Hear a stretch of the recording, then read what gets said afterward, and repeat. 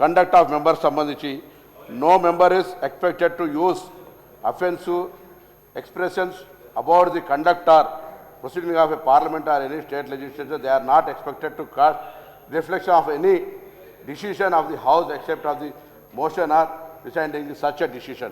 అధ్యక్ష, ఎవరైనా గౌరవ సభ్యులు ఏదైనా మాట్లాడేటప్పుడు సభ్యుడికి సంబంధించినటువంటి అంశం, నేనేం ఒక అధికారి గురించి ఒకవేళ వ్యక్తిగత కక్షలు ఉంటే రాజకీయ పరంగా వాళ్ళని మతపరమైన ఏదో మొన్న జరిగిన సంఘటనలకు సంబంధించినటువంటి అంశాలు, నేను ఒక మాట వినండి, నేను ఒక మాట మీరు ప్రశ్న అడిగినప్పుడు నేను విన్నా, నేను అడుగుతున్నా ఇలా తప్పకుండా బరాబర్ వ్యక్తిగతమైన అంశాలకు సంబంధించి తావులేదు.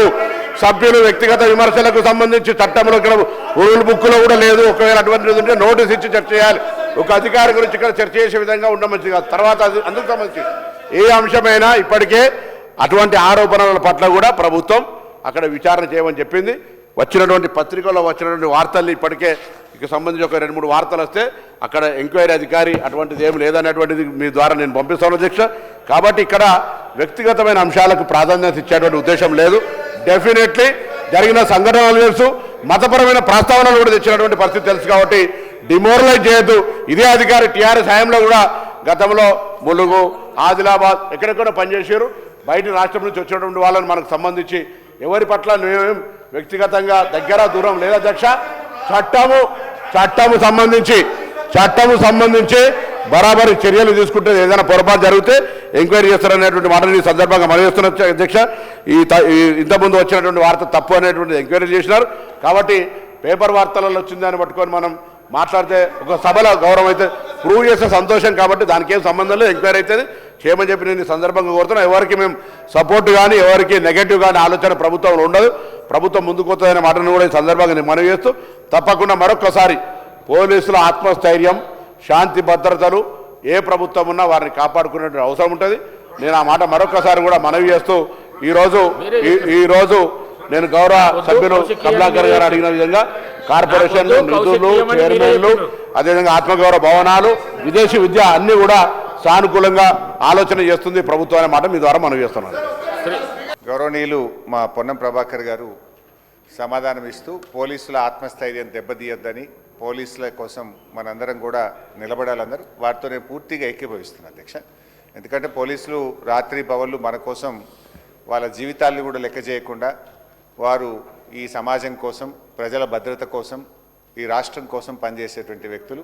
దాని విషయంలో మాకు ఎలాంటి భిన్నాభిప్రాయం లేదు. అందుకే ఆనాడు ఈ కేసీఆర్ గారి ప్రభుత్వం పోలీసులకు పెద్ద ఎత్తున 46,000 మంది రిక్రూట్మెంట్ చేసినాం. మేము కొత్త కమిషనరేట్లు పెట్టాం, ట్రాఫిక్ పోలీసులకు అలవెన్స్ తెచ్చాం, పోలీసుల సంక్షేమం కోసం ఆరోగ్య భద్రత లాంటి పథకం కూడా తెచ్చాం అధ్యక్ష. అయితే ఇలా గౌరవ ముఖ్యమంత్రి గారే హోంమంత్రిగా పనిచేస్తున్నారు కనుక సహజంగా వడ్డించేవాడు మనవాడైతే లడ్డు యాడున్నా దొరుకుతుందని ఒక సామెత ఉన్నట్టు, ముఖ్యమంత్రి గారే హోంమంత్రిగా ఉన్నప్పుడు పోలీసుల సంక్షేమం కోసం కూడా ఇంకా మెరుగ్గా గత ప్రభుత్వం కంటే బాగా మేలు జరుగుతుందని చెప్పి పోలీసులు ఆశిస్తుంటారు అధ్యక్ష. కానీ దురదృష్టం ఏంటంటే ఈ ప్రభుత్వం వచ్చిన తర్వాత 7 టీఏలో ఉన్నాయి, 3 సరెండర్ లీవ్లు పెండింగ్లో ఉన్నాయి, 5 డిఏలు పెండింగ్లో ఉన్నాయి. అదేవిధంగా అధ్యక్ష పోలీసులకు సంబంధించిన భద్రత పథకాన్ని ఆసుపత్రుల్లో పోతే 1 లక్ష రూపాయలకు మాత్రమే పరిమితం చేశారు. మా సిపిఐ శాసనసభ్యులు సాంబశివరావు గారు చెప్తున్నారు, మా కొత్తగూడెం జిల్లాలో 72 టీఏలు పెండింగ్లో ఉన్నాయంటున్నారు. కొన్ని జిల్లాల్లో టీఏలు ఇచ్చి కొన్ని జిల్లాల్లో ఇవ్వకపోవడం. నేను రాష్ట్రంలోని 1,30,000 మంది పోలీసుల పక్షాన మాట్లాడుతూ ఉన్నాను. ఆ పోలీసులు రాత్రింబవలు కష్టపడే వాళ్ళ టీఏలు, డిఏలు, సరెండర్ లీవులు మీరు దయచేసి ఆపకండి. మీరు గత సంవత్సరం కంటే పోలీస్ శాఖకు ఈ బడ్జెట్లో 400 కోట్ల రూపాయలు తగ్గించారు. ఇయర్ ఆన్ ఇయర్ పోలీస్ శాఖకు బడ్జెట్ పెరుగుతుందా తగ్గుతుందా? ఎందుకు తగ్గించారు? నేను అందువల్ల మొన్న కూడా ఇదే విషయాన్ని చెప్పాం. మంత్రి గారు ఏదన్నా అష్యూరెన్స్ ఇస్తారేమో, పోలీసులకు వెంటనే డబ్బులు రిలీజ్ చేస్తామని చెప్తారేమో ఈ మంత్ ఎండ్లో, అదర్వైజ్ 31 మార్చ్ క్లాప్స్ అయిపోతాయి. కానీ మంత్రి గారి నుంచి సరియైన సమాధానం రాలేదు. సో పోలీసుల టీఏలు, డిఏలు, సరెండర్ లీవులు విడుదల చేయనందుకు నిరసనగా, పోలీసుల ఆరోగ్య భద్రతా పథకంపై ఒక మంత్రి గారు భరోసా ఇవ్వనందుకు నిరసనగా, అదేవిధంగా పోలీస్ శాఖలో 17,000 ఖాళీలు ఉన్నాయి, అవి నియామకం చేయాలని చెప్పి మేము కోరాం.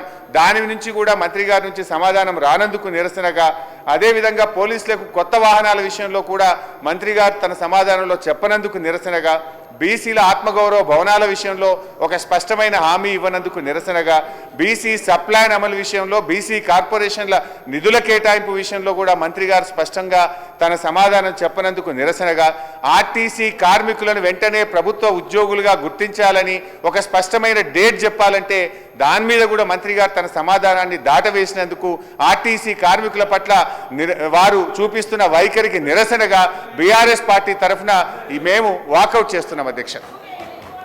జాఫర్ సార్.